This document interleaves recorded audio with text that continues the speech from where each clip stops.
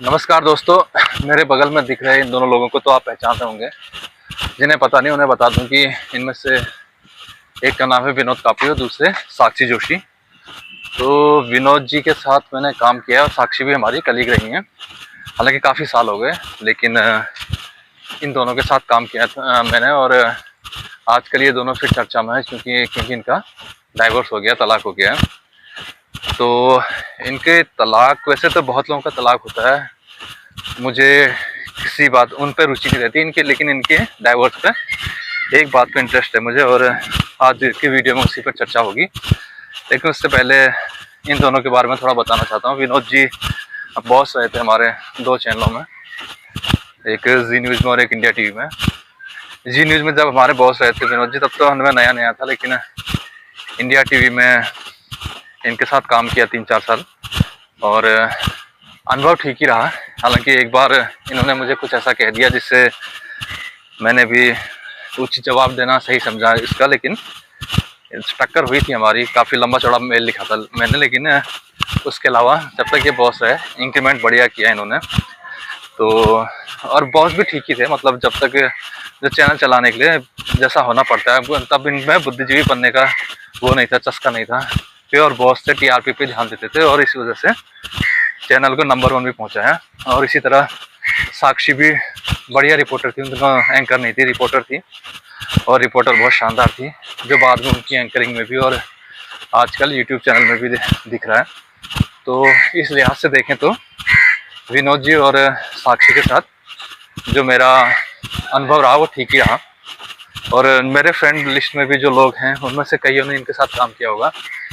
तो ये तो हो गए इन दोनों के बारे में। और मैं चूँकि इनको जानता हूँ तो मैंने सोचा पहले ही इसको क्लेरिफाई करना ठीक रहेगा, क्योंकि कॉन्फ्लिक्ट ऑफ इंटरेस्ट वाला मामला कोई ना हो। अब आते हैं इनके तलाक पे। जब मैंने इनकी तलाक की खबर सुनी तो बड़ा हैरानी हुई मुझे, क्योंकि पता ये दोनों तकरीबन इनकी जो आइडियोलॉजी थी, विचारधारा थी, वो भी सेम थी और इनके दोस्त भी जो थे वो भी कॉमन थे। मतलब ऐसा नहीं, कईयों का ऐसा होता है कि यार फील्ड अलग अलग होता है मियाँ बीवी का, तो उनमें वो नहीं बैठ पाता, कोऑर्डिनेशन नहीं बैठ पाता। लेकिन ये दोनों लोग, इनके दोस्त भी कॉमन थे, आइडियोलॉजी भी कॉमन थी, काम भी तकरीबन कॉमन था। तो इसीलिए जब इन लोगों का डाइवोर्स हुआ तो उसने मुझे हैरान किया। तो उसके बाद मैंने सोचा यार ज़रा इन पर डाइव डाउन किया जाए, अंदर जाके देखा जाए तो क्या दिक्कत रही इनकी, क्यों ऐसा हो गया। तो उसी के बाद मैंने इनके ट्विटर टाइमलाइन पर जाके कुछ चीज़ें मिली मुझे जो बड़ी हैरान करने वाली थी। तो आज की वीडियो में इन्हीं के बारे में बताता हूँ। पहले तो उन चीज़ों की बात कर लेते हैं जो इनके बीच में काफ़ी कॉमन थी। जैसे कि दोनों ही मीडिया इंडस्ट्री से जुड़े थे। विनोद जी कई बड़े न्यूज़ चैनल्स के मैनेजिंग एडिटर रह चुके हैं, जबकि साक्षी जोशी पहले रिपोर्टर थी, उसके बाद खुद एंकर बनी और न्यूज़ 24 में उसका काफ़ी हिट शो रहा, जो डिबेट शो आता था। तो दोनों कह सकते हैं मीडिया इंडस्ट्री से जुड़े और सोशल मीडिया को जानते थे अच्छी तरह से। इतना ही नहीं, इन लोगों के फ्रेंड भी कॉमन थे, जैसे अचित अंजुम हो गए या फिर आशुतोष हो गए। और ये इसके अलावा ये लोग जो पार्टियों से इनका जो गठबंधन था या जिस पार्टियों में इनकी रुचि थी वो भी तकरीबन साथ थी। जैसे यहाँ पे दिख रहे हैं कि आम आदमी पार्टी के लीडर संजय सिंह सौरभ भारद्वाज के साथ इनकी फोटो है। तो मतलब कई सारी चीजें इन दोनों के बीच कॉमन थी। तो जब इनकी शादी हुई थी लोगों को लगा कि यार ये इनका गठबंधन लंबा चलेगा, क्योंकि दोस्त कॉमन हैं, जो इंटरेस्ट हैं वो कॉमन है, आइडियोलॉजी कॉमन है। तो ये सब होने के बावजूद तो ऐसा कोई खास मनमुटाव का इनके बीच में कोई मुद्दा है नहीं, इश्यू है नहीं, तो इनकी शादी लंबी चलेगी। और शादी के करीब 10-12 साल तक सब कुछ सही भी चला। दोनों ने मिलकर कई सारी फ़िल्में बनाई। साक्षी प्रोड्यूस करती थी और विनोद जी उसे डायरेक्ट करते थे, जैसे मिस्टर नागपुर हाजिर हो, पीहू, और उसके बाद अभी जो पायर मूवी चल रही है। तो इस जो पायर मूवी के पोस्टर आप देख रहे हैं, इनके लिए तो अभी दिसंबर तक, मतलब करीब तलाक होने के 2-3 महीने पहले तक ये लोग साथ-साथ घूमे। कम कम से कम यूरोपीय, अमेरिकी और कई कंट्रीज़ में ये लोग साथ घूमे, फ़िल्म का प्रमोशन किया। आप देख सकते हैं कि विनोद जी को तालियाँ मिल रही हैं फ़िल्म के डायरेक्शन के लिए, और फ़िल्म वास्तव में अच्छी थी, पहाड़ की मूवी है। और चूँकि मैं भी उत्तराखंड से जुड़ा हूँ, मैं जानता हूँ कि जो जिस मुद्दे पे ये मूवी बनाई गई है वो वास्तव में वो रिलेवेंट टॉपिक है। पहाड़ में कई ऐसे गांव हैं जहां बुजुर्ग ही रह चुके हैं और वो अपनी चिता का इंतजाम खुद करते हैं। तो जो ये पहाड़ का एक रिलेवेंट इश्यू था, बर्निंग इश्यू था, उसे विनोद जी पर्दे पे लाए, बड़े पर्दे पे, और उनको देश विदेश दोनों जगह काफ़ी वाहवाही मिली। और प्रोड्यूसर, फिल्म की प्रोड्यूसर होने की वजह से साक्षी जोशी भी विनोद जी के साथ जाती थी। पूरा मतलब कम से कम 10-12 देश तो ये लोग घूमे इस फिल्म के प्रमोशन के लिए। ये दिसंबर तक की बात कर रहा हूँ मैं।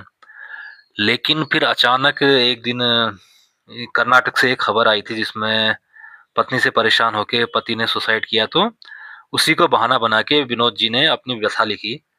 तो विनोद जी ने डायरेक्ट तो नहीं लिखा कि वो खुद इस स्थिति से गुजर रहे हैं, लेकिन उन्होंने अपने दोस्त के कंधे का सहारा लिया और कहा कि मेरा एक दोस्त है जो बहुत ही परेशान है, शादी में धोखा हुआ है उसके साथ, और पत्नी उसकी बातें नहीं मान रही है, जबकि वो दवाई खाता है, मेडिसिन पे है, एंटी टॉक्सिक पिल लेता है, सॉरी। तो इस तरह की लंबी चौड़ी उन्होंने व्यथा लिखी। तो उसके बाद ही लोगों को शक होना शुरू हुआ कि यार इनकी शादी में कुछ तो गड़बड़ है। तो उसके बाद रही सही कसर साक्षी जोशी ने पूरी कर दी। विनोद जी ने तो कम से कम एक पैराग्राफ ही लिखा था, लेकिन साक्षी जोशी ने पूरा एक ऐसे ही लिख दिया। और साक्षी ने भी वही किया, सहारा उसी तरह का लिया जैसे विनोद जी ने लिखा था। विनोद जी ने अपने दोस्त की व्यथा के बहाने अपनी व्यथा सुनाई, तो साक्षी ने भी वही काम किया। साक्षी ने भी अपनी दोस्त की कहानी बताते हुए अपने दिल का दर्द बयां किया। तो उसके बाद कुछ एक शब्द ऐसे थे, जैसे यहाँ पे देखिए मैंने बोल्ड भी कर रखा है, रिफ्रेशिंगली चेंज लिखा हुआ है। तो साक्षी ने लिखा कि जिस इंसान को लोग रिफ्रेशिंगली चेंज, न्यू चेंज समझते हैं, वो अंदर से बहुत ही दुष्ट है। तो उसके बाद आप तो जानते हैं सोशल मीडिया पे लोग बड़े जासूस होते हैं। वो लोग पूरा पुराना एक चिट्ठा ले आए जिसमें मिस टनकपुर हाजिर हो में रवि किशन ने जब काम किया था उसने यही शब्द यूज किए थे विनोद जी के लिए। तो लोग समझ गए कि साक्षी जोशी विनोद कापड़ी की ही बात कर रही है। तो उसके बाद लोगों को कोई ये रहा नहीं कि संशय रहा नहीं कि ये दोनों आपस में एक दूसरे की टांग खिंचाई कर रहे हैं या एक दूसरे की जो कमियां गिना रहे हैं। तो उसके बाद फिर इधर-उधर से जब इतनी बातें आगे बढ़ गई, तो इसके बाद इधर-उधर से खबरें आनी शुरू हो गई। एक दूसरे को अनफॉलो भी कर दिया इन लोगों ने। पहले विनोद जी और साक्षी कॉमन जगह पे दिखते थे, अपने दोस्तों के यहाँ जाते थे, तो 3-4 महीने से वो भी बंद हो गया। तो लोग समझ गए कि इनका तलाक ऑलमोस्ट हो गया है। उसके बाद तो कुछ इनको पर्सनली जानने वाले लोगों ने भी क्लियर कर दिया कि तलाक हो गया। तो ठीक है, वैसे मतलब दोनों इंडिपेंडेंट हैं, दुनिया देखी है दोनों ने, पैसों की कमी दोनों के पास नहीं है। तो तलाक ले लिया, इसमें तो अच्छी बात है, मतलब लड़ झगड़ के रहने से। और जैसा साक्षी जोशी का कहना है कि उनकी पिटाई भी की गई, तो ऐसी स्थिति में एक साथ रहने से बेहतर है कि अलग हो जाया जाए। और जो यहाँ पे साक्षी जोशी ने कहा कि पिटाई की उसकी, मैं इसकी पुष्टि नहीं कर रहा हूँ। मैं सिर्फ वही बात कह रहा हूँ जो साक्षी जोशी ने लिखी है। तो अगर साक्षी जोशी की बात मानी जाए, तो उनका कहना है कि विनोद जी उनकी पिटाई करते थे। डोमेस्टिक वायलेंस का भी उन्होंने केस किया है। तो अगर इतनी स्थिति इतनी बिगड़ चुकी थी, तो अलग होना और तलाक लेना ही सही फैसला है मेरे हिसाब से। लेकिन मुझे जिस बात ने सबसे ज़्यादा हैरान किया वो ये कि यार मतलब 3-4 महीने पहले तक ये लोग फ़िल्म के प्रमोशन के लिए विदेश घूम रहे थे। अगर मतलब सडनली 2-3 महीने में ऐसा क्या हो गया कि पिटाई के आरोप लग गए और उसके बाद एक दूसरे को ये फूटी आँख नहीं सुहाने लगे और नौबत तलाक तक पहुँच गई। तो इस बात से मैंने एक चीज़ नोटिस की, और वो उसमें सभी को सबक लेना चाहिए उससे, कि किसी के बारे में आप अपनी राय तुरंत नहीं बना सकते, और किसी के घर के अंदर क्या चल रहा है इसकी जानकारी किसी की नहीं हो सकती, सिर्फ उन्हीं लोगों के होती है जो इसके भुक्तभोगी होते हैं।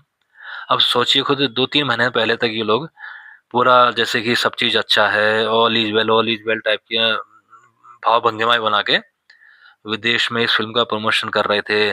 दोस्तों के यहाँ कभी ईद की दावत कर रहे थे, कभी दिवाली की पार्टी कर रहे थे। लेकिन अंदर ही अंदर इन लोगों के बीच में इतना सब कुछ चल रहा था कि हालत तलाक तक पहुँच गई, मार-पिटाई के आरोप तक लग गई, धोखेबाज़ी के आरोप लग गए। तो मेरा ये कहना है कि यार अगर आप बाहरी चमक-दमक किसी की देखते हैं, तो ये मत समझिए कि उनके घर में या उनकी ज़िंदगी में सब अच्छा होगा। इसलिए हमेशा अपने जीवन में संतुलन बनाए रखिए, एक-दूसरे से एडजस्टमेंट करिए।